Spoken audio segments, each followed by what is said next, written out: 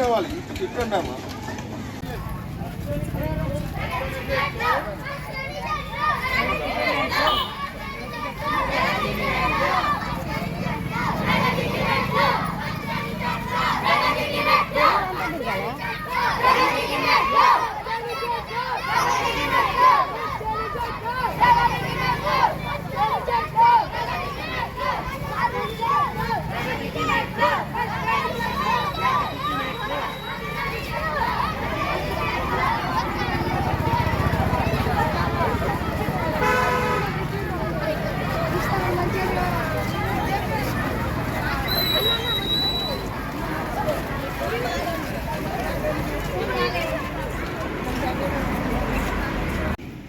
కాంగ్రెస్ ప్రభుత్వం అత్యంత ప్రతిష్టాకరంగా చేపట్టిన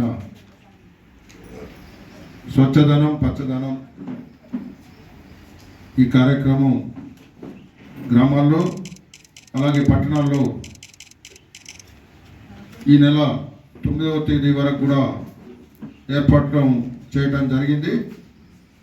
ఈరోజు పాల్వంచ మండల పరిధిలోని జగన్నాథపురం గ్రామ పంచాయతీ కార్యాలయంలో ఇప్పుడే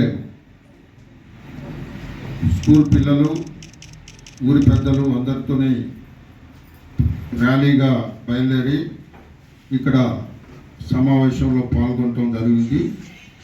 ఈ సమావేశానికి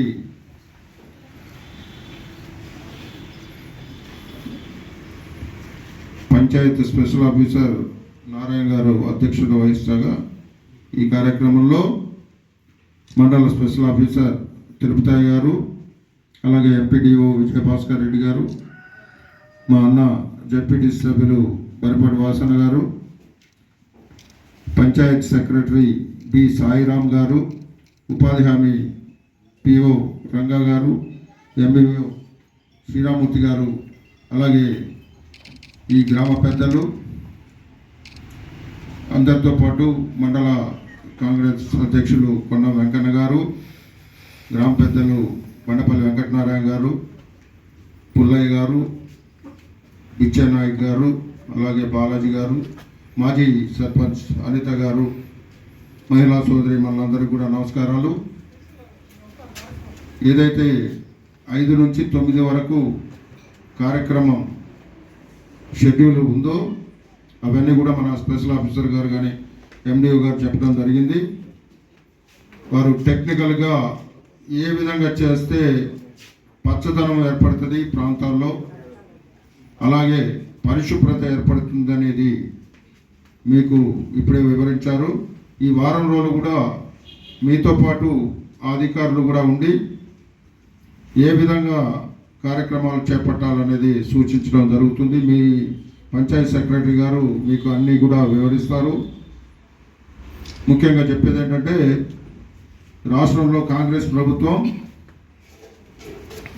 అన్ని వర్గాల ప్రజలకు అందుబాటులో ఉండేలా కార్యక్రమాలు చేపడుతూ వస్తుంది.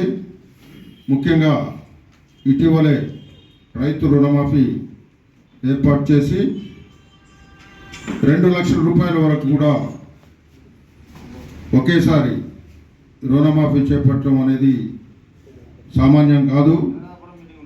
మన ముఖ్యమంత్రి రేవంత్ రెడ్డి గారి ఆధ్వర్యంలో రుణమాఫీ కార్యక్రమం 2 దఫాలైంది. ఈ నెల 15వ తేదీ లోపల 3వ దఫా కూడా చేసి రుణమాఫీ 2 లక్షల వరకు కూడా రైతులందరికీ కూడా అందుబాటులో ఉండేట్లా కార్యక్రమం చేపట్టడం జరుగుతూ ఉంది.